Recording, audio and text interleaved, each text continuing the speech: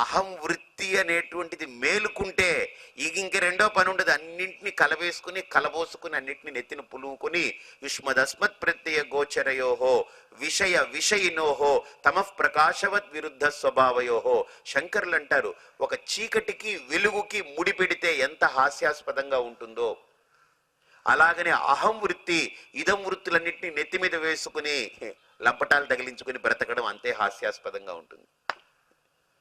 అర్థమైందా మీకు? ఈ భావం అర్థమైందా? ఒక చీకటిని ఒక వెలుతురిని ముడిపెట్టి చూడాలనుకోవడం ఎంత హాస్యాస్పదం. చీకటిని వెలుగుని, స్వామి మీకు ఏదైనా శక్తి ఉంటే చీకటిని అక్కడే చూపించండి, అక్కడే వెలుగుని చూపించండి అన్నారనుకోండి, చూపించగలమా? ఎంత శక్తిమంతుడైనా. వెలుతురు అన్న తర్వాత దాంట్లో చీకటిని చూపించగలమా? చూపించలేం. రెండు ఒక చోట నిలబడదు. అంత భిన్న విరుద్ధమైనటువంటి స్వభావం కలిగింది. తమః ప్రకాశవత్ విరుద్ధ స్వభావయోహో. ఇప్పుడు మనం ఏం చేస్తున్నాం? అలాగనే విరుద్ధ స్వభావం. అదేమిటి? ఒక దృశ్యం. అది ఇదం శబ్దం, ఇదం వస్తు. అది నేను కాదు, అది జడం, అది పోతుంది. కానీ నేను ఎప్పుడు ఉండేవాణ్ణి. కానీ ఉండే నేను పోయే దానితో మమేకమైపోయి నేను కలబడిపోయి గందరగోళం చేసుకుంటున్నాను. అంటే చీకటిని వెలుతురిని బయట చూపించలేమేమో, కానీ చీకటిని వెలుతురిని ఒకటేలా అనుభవించేటువంటిది లోపల మటుకు మాయ అనేది అంత బాగా చేయించగలదు. లోపల ఏదైనా సాధ్యమే మనకు కదా. బయట సాధ్యం కాకపోవచ్చు కానీ లోపల సాధ్యమే. దేన్నైనా కలిపికొని గందరగోళం పడడానికి, గందరగోళం పెట్టడానికి మనం సిద్ధంగా ఉంటాం.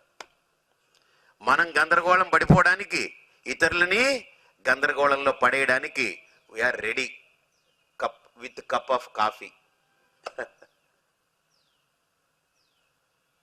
చూడండి, నాకు అనిపిస్తుంది, మీరు ఎప్పుడైనా ఉదయం ధ్యానం అంటారు, కళ్ళు మూసుకొని చేయడం కాదండి.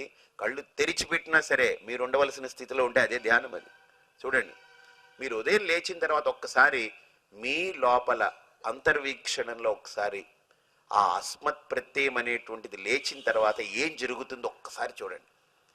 మీరు దాన్ని కనిపెట్టగలిగితే మీకు చాలా క్లారిఫికేషన్ వస్తుంది. ఏంటనంటే అది మేలుకోవడం అంటూ జరిగిన తర్వాత ఇంకా మీకు అర్థం కానివ్వదు. ఇంకా సరసర సరసర సరసర అన్నిటిని కలిపేసి నెత్తిన పులివేసుకుంటుంది. మీకు అవకాశం ఇవ్వదు. ఒక్క నిమిషం ఆగు, నో, అంత అవకాశం ఇవ్వదు. విత్ ఫ్రాక్షన్ ఆఫ్ సెకండ్స్ అంటారు కదా, అది కూడా కాదు. అసలు లేవడమే అన్నిటినీ లేపుకొనే లేస్తుంది అది. పిల్లాడు చూసాడా, పడుకుని ఉంటాడు, బెడ్ మీద పడుకోబెడతాం. వాడిని తల్లి లేపేటప్పుడు ఆ చేత్తోటి ఇది బెడ్షీట్ పట్టుకుని ఉంటాడు గట్టిగా. వాడిని లేపేటప్పుడు వాడు ఆ బెడ్షీట్ని లాక్కుని పైకి వస్తాడు. అలాగనే వీడు కూడా అహం ప్రత్యయం. వీడు లేచేటప్పుడు అన్నిటినీ పట్టుకున్నాడు కదా రాత్రి, అన్నిటినీ లేపుకొని వస్తాడు పైకి. వీడు లేవడానికి వాటిని పట్టుకునేదానికి మధ్య వ్యవధిని ఏదైనా మీరు క్రియేట్ చేయగలిగితే యూ కెన్ అబ్జర్వ్ ఇట్. అది మీరు క్రియేట్ చేయగలరు, చెయ్యొచ్చు కూడా. అర్థమైందా?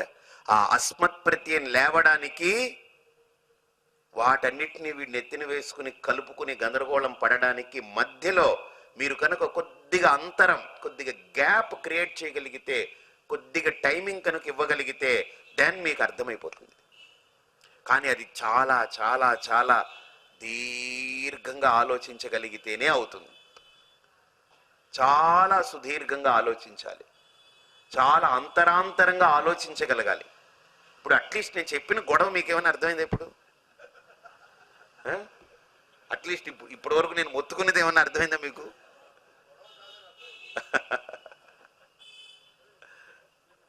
అర్థమైందే? ఓకే, ముందుకెళ్ళొచ్చు కదా. సరే, ఇప్పుడు ఆ గ్యాప్ ఎలా క్రియేట్ చేయాలి దాని గురించి సాధన చెప్తారు. సాధన అనేది ఉపనిషత్ అంతా మెల్లగా తీసుకెళ్తుంది మనల్ని. ఒక్కసారిగా పైన పడిపోయి అహం బ్రహ్మాస్మి అంటే వీడు ఏంటి అహం బ్రహ్మాస్మి అహం బ్రహ్మాస్మి అహం బ్రహ్మాస్మి అనుకుంటే అయ్యేది కాదుగా ఇది కదా. కాబట్టి ఇక్కడ ప్రతిబోధ విదితం మతం, ఈ ఒక్క లైన్ చాలా గొప్ప లైన్. ఇది సాంప్రదాయంగా మనం ఈ వాక్యాన్ని, ఈ శబ్దాన్ని, ఒక్కొక్క అక్షరాన్ని విచారణ చేయాలి. ప్రతిబోధ విదితం మతం అంటే బోధ అంటే అర్థం ఏంటి? బోధ అంటే ఏంటి అర్థం చెప్పండి? బోధించడం అంటే ఎక్స్ప్లెయిన్ చేయడం. బోధ,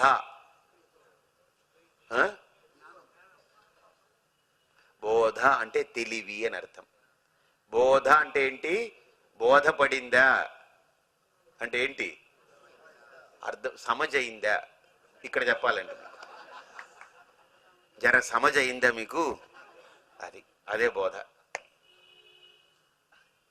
ఇప్పుడు బోధ అంటే సమజయిందా? అదే బోధ. ఇప్పుడు బోధ అంటే అర్థం అవ్వడం అని అర్థం కదా. అయితే ఇక్కడ సంస్కృతంలో బోధ శబ్దానికి బుధ్ ధాతు, అంటే బుద్ధి అనే శబ్దం కూడా దీని నుంచే బయటపడింది, ఈ ధాతువు నుంచే. బోధ అనేది కూడా దీని నుంచే బయటపడింది, ఈ శబ్దం నుంచే. బుధ్ అవగమనే. బోధ అంటే తెలుసుకోవడం, తెలియడం, తెలివి. ఎన్ని శబ్దాలు దీనికి వాడుకోవచ్చు, ఒక్కొక్క ఆస్పెక్ట్లో వాడచ్చు. అంటే ఇప్పుడు నేను చూస్తున్నప్పుడు లోపల ఒక మామిడి పండుని నేను చూస్తున్నాను అనుకోండి, అక్కడ మామిడి పండు అనేది బోధ. గుర్తుపెట్టుకోండి, మామిడి పండు ఏమిటి? బోధ. లోపల మామిడి పండు తర్వాత ఆలోచన రెండు వేరు లేవు. ఇప్పుడు సపోజ్ ఇక్కడ కమలా ఉంది, ఇదే మామిడి పండు అనుకోండి. ఒక ప్లేట్ ఉంది, ప్లేట్ మీద ఇలాగా నేను ఈ పండుని పెట్టి మీకు ఇచ్చాను. అంటే ఈ పండు దేని మీద ఉంది?